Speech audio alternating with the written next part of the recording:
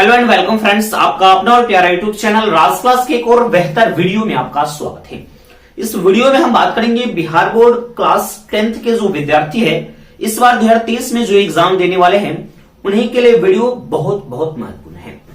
तो इसमें हम जो बात करेंगे सोशल साइंस सामाजिक विज्ञान के लघुत्तरीय महत्वपूर्ण जो प्रश्न है आपके बोर्ड एग्जाम के लिए सबसे ज्यादा जो महत्वपूर्ण प्रश्न है उसी के बारे में इस वीडियो में हम बात करेंगे। इतना महत्वपूर्ण प्रश्न है, अगर ये वीडियो को सीरीज को पूरा आप देख लेते हो तो आपको 70% जरूर से जरूर मार्क्स आ जाएंगे। ये वीडियो पार्ट 2 है सोशल साइंस का। अगर ये पार्ट 1 वीडियो आप लोगों ने नहीं देखा है तो डिस्क्रिप्शन में उसका लिंक दिया गया है, लिंक पर जाकर उस वीडियो को आप जरूर से जरूर देखेंगे।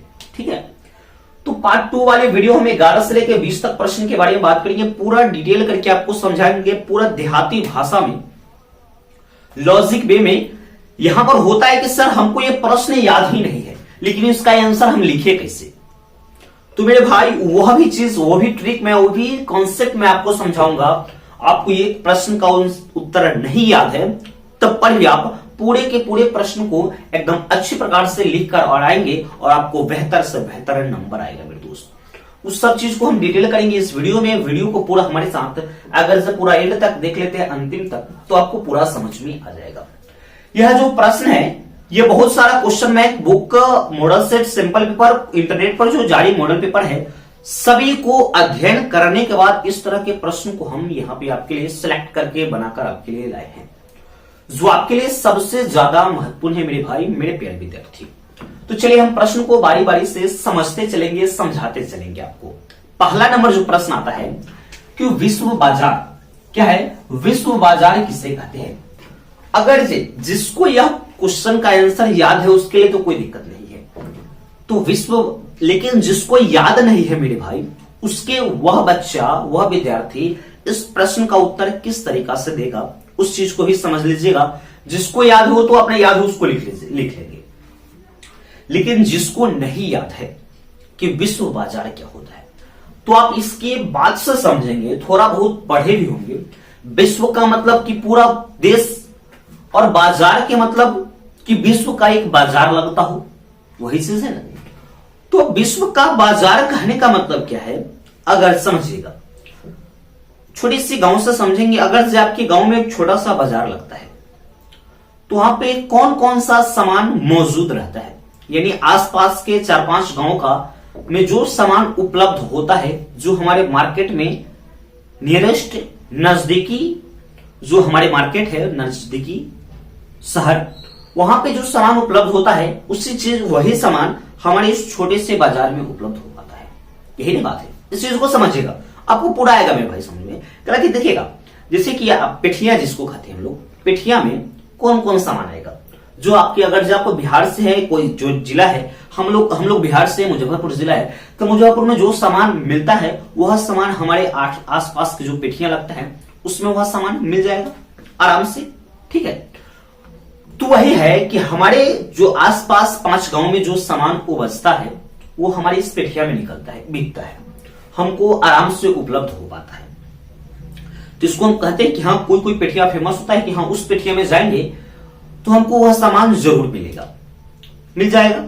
तो वही चीज आता है विश्व बाजार के साथ, यानी विश्व में जितना सामान होता है वह सब हमारे लिए यानी आम जनता के लिए वह बाजार में जो उपलब्ध होता है ना उसी को हम लोग क्या कहते हैं, तो विश्व बाजार कहते हैं। तो भारत का विश्व बाजार क्या होता है, तो भारत का जो मुंबई एक बहुत बड़ा शहर है जहां पर विश्व के सभी चीज वहां पर मिलते हैं उसके बाजार में, क्योंकि जो बंदरगाह है वहां पे, तो वहां विश्व की अलग देशों से सामान को अप और डाउन, एक्सपोर्ट एंड इंपोर्ट होता है, तो वहां पे सब सामान विश्व का मिल जाएगा। तो वही हम लिख सकते हैं विश्व बाजार किसे कहते हैं, तो हम लिख सकते हैं कि उस तरह के बाजार को, यानी वैसा बाजार को हम विश्व बाजार कहते हैं जहां विश्व के सभी देश के सामान हम लोगों के लिए यानी आम लोगों के लिए उपलब्ध रहता है, उसको हम लोग क्या कहते हैं, तो विश्व बाजार कहते हैं। इसका आंसर हो जाएगा। जिसको याद हो बच्चा तो अपना लिख लेगा, जिस तरह से याद उस तरह से लिख लेगा, लेकिन जिसको नहीं याद है उसको पूरा बेसिक से हम आपको यहाँ पे समझाएंगे, जो कोई दिक्कत नहीं होगा मेरे दोस्त, हमारे साथ पूरा बने रहते हैं तो आपको पूरा से पूरा समझ में जरूर आएगा। फिर दूसरा आता है कि पांडुलिपि क्या है, इसकी क्या उपयोगिता है। अब ये ना समझ लिया कि पांडव के जो द्वारा जो लिपि तैयार किया गया था उसको पांडुलिपि कहते हैं। इतना भी तो ये खराब क्वेश्चन नहीं है, आपको समझ में आएगा। पांडुलिपि यानी बहुत पहले की बात है। पांडुलिपि हाथ से लिखने वाली एक तरह से लिपि होती थी, ठीक है, उस तरह से इसमें लिखा जाता था। इसके बारे में आप डिटेल कर लेंगे, एक दो बार बुक तो पढ़े होंगे, थोड़ा बहुत तो नॉलेज होगा। उसको लमड़ा के इसके बारे में, लिपि के बारे में, देवनागरी, पांडु, ये सब चीज को मिलाकर मिक्स करके इसको लिख दीजिएगा। और यहाँ पर बात आता है कि हम ये वाला क्वेश्चन लिख लिए, अब इसके नीचे हम कितना लाइन छोड़ सकते हैं? तो मेरे भाई 2 लाइन जरूर छोड़िएगा। अब जिस प्रश्न का उत्तर आप लिख रहे हैं दीजिएगा ना, उसमें आपको जो राइटिंग होता है ना अच्छा से लिखिएगा, जिससे आपको पूरा से पूरा नंबर मिलेगा। आंसर थोड़ा बहुत इधर उधर चलेगा, लेकिन पूरा से पूरा आपको नंबर उसमें मिलेगा, कोई दिक्कत नहीं है। फिर आ जाता है 13 नंबर प्रश्न, शहरों ने किन किन समस्याओं को जन्म दिया? जो शहर है, हम लोग का जो शहर है, वो कौन कौन समस्याओं को जन्म दिया? तो समस्या उसमें बहुत सारा समस्या है। आपके जो शहर है वो कौन कौन समस्याओं को जन्म दिया, उसके बारे में अपना से खुद से लिख सकते हैं कि शहर की समस्या इस तरह से मार्केट हो जाती है, बहुत उतार चढ़ाव होता है, कोई सामान जल्दी से मिलता है लेकिन बहुत दाम से मिलता है। क्या होता है, मजदूरों की समस्या हो जाती है, नए नए आविष्कार हो जाती है। इसके कारण शहरों की जो बहुत सारी ऐसी समस्या है उसको शहरों ने उत्पन्न कर दिया है, ठीक है। यानी शहर यानी व्यक्ति गांव से ज्यादा शहर में रहना पसंद कर रहे हैं, लेकिन उस तरह की व्यवस्था भी नहीं हो पाती। इस तरह बहुत सारे वगैरह जो चीज है उस चीज को यहाँ पे आप लिख सकते हैं शहर के बारे में। फिर आता है मेजनी कौन था? 14 नंबर क्वेश्चन। तो मेजनी आप जानते हैं कि एक साहित्यकार था, गणतांत्रिक विचार का समर्थक और एक योग्य सेनापति था। जो मेजनी था एक अच्छा व्यक्ति था। जैसे होता है ना किसी गांव देहात में होता है कि हाँ फलानमा अच्छा है, यानी वो आदमी अच्छा है, तो वही चीज है, वही मेजनी के साथ होता है। यानी आप अगर जब अच्छा रहिएगा ना तो आपको 2-4 लोग बाद में आप है नहीं है उससे कोई मतलब नहीं है, लेकिन आपकी जो बड़ाई होगी, आपके बारे में जो बातचीत होगा, आप अच्छा रहेंगे तो अच्छा आपके बारे में बोला जाएगा। अगर जो बुरा होंगे, किसी के प्रति आप खराब क्यों होइएगा, वो बहुत मिल जाएगा। तो वही बात करें कि मेजनी कौन था? मेजनी साहित्यकार, गणतांत्रिक विचारों का समर्थक था और एक योग्य सेनापति था, ठीक है। इस तरह से इसके बारे में थोड़ा सा मेजनी के बारे में और डिटेल इसमें हम कर सकते हैं। फिर आ जाता है 15 नंबर, निरोधकीकरण और औद्योगिकरण। निरोधकीकरण जैसे कि हुआ क्या, पहले की जमाना जो था मजदूरों के द्वारा काम किया जाता था, जिससे मजदूरों की उसकी दैनिक भत्ता तो सही से मिलती थी, उसकी कार्यवाह हो जाता था। लेकिन जब जिस तरह से समय बढ़ता गया तो समय बढ़ने के कारण हुआ कि नए नए मशीन का आविष्कार होते गए, जिसमें लघु उद्योग वाले व्यक्ति उसमें खत्म हो जाते। जो लघु उद्योग था वो खत्म हो जाए, वो बड़े बड़े बिजनेसमैनों के द्वारा वो शोषित किया जाने लगा, ठीक है। मशीनों को जो काम आदमी के द्वारा किया जाता था वो अब मशीन काम कर रहा है। बहुत तेजी से इसमें मजदूरों की मजदूरी में काफी गिरावट होने लगी, जिन्होंने औद्योगिकरण, निरोधीकरण का रूप ले लिया। उसी तरह से इसमें आ जाता है औद्योगिकरण, ठीक है। फिर आता है 16 नंबर क्वेश्चन, जिनेवा समझौता कब और किन के बीच हुआ था?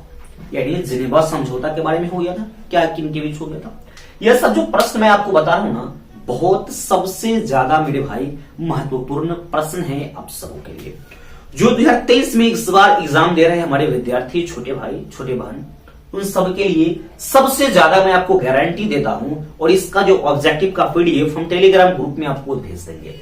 आप हमारे टेलीग्राम ग्रुप से भी ज्वाइन हो जाइएगा, आपके लिए सबसे ज्यादा बेनिफिट रहेगा मेरे प्यारे भाई।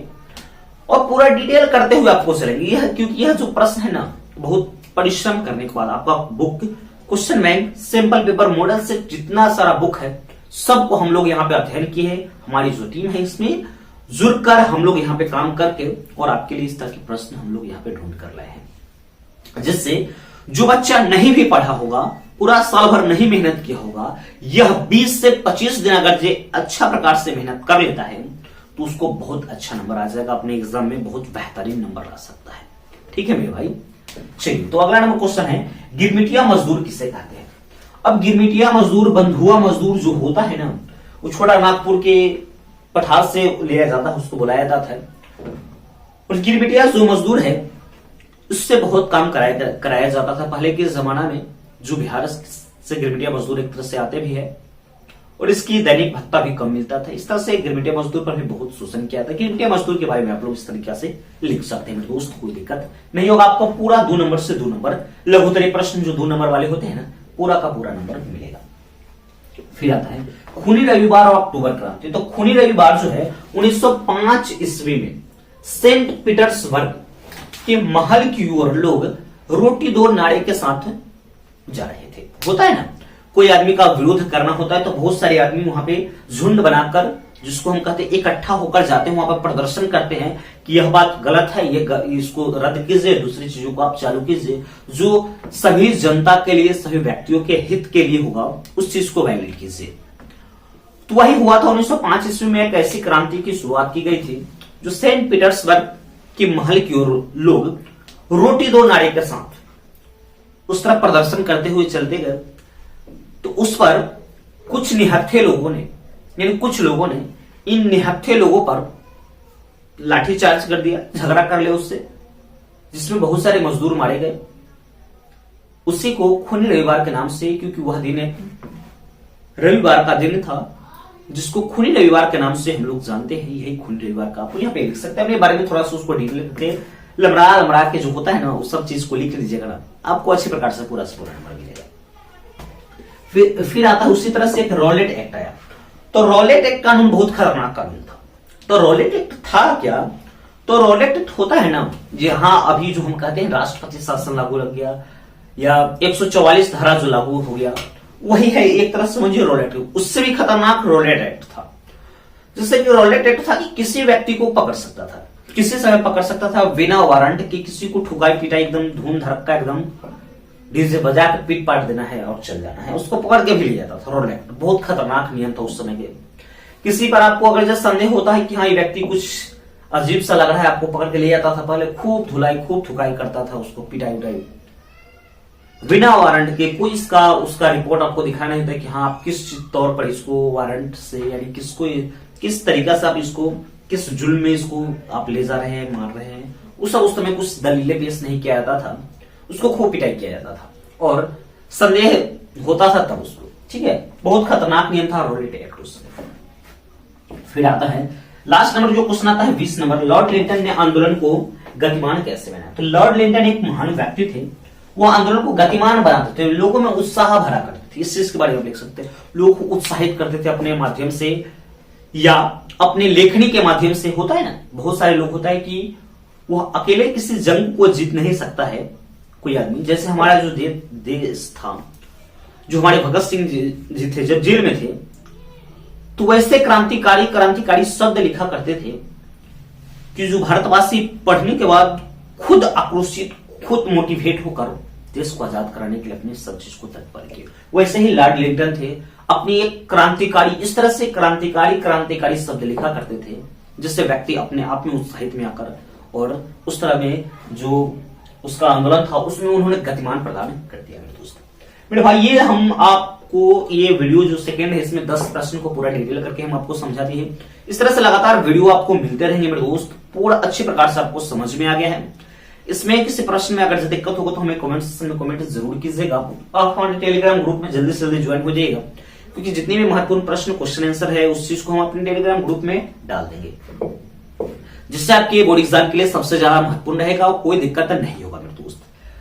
अगर आप हमारे चैनल पर भी नए हैं तो चैनल को सब्सक्राइब कर लीजिएगा और बेल नोटिफिकेशन को ऑन कर लीजिएगा, ताकि मेरे वीडियो का नोटिफिकेशन मेरे दोस्त सबसे पहले आपको मिलता रहेगा। तो मिलता है नेक्स्ट वीडियो में, तब तक के लिए मेरे दोस्त जय हिंद।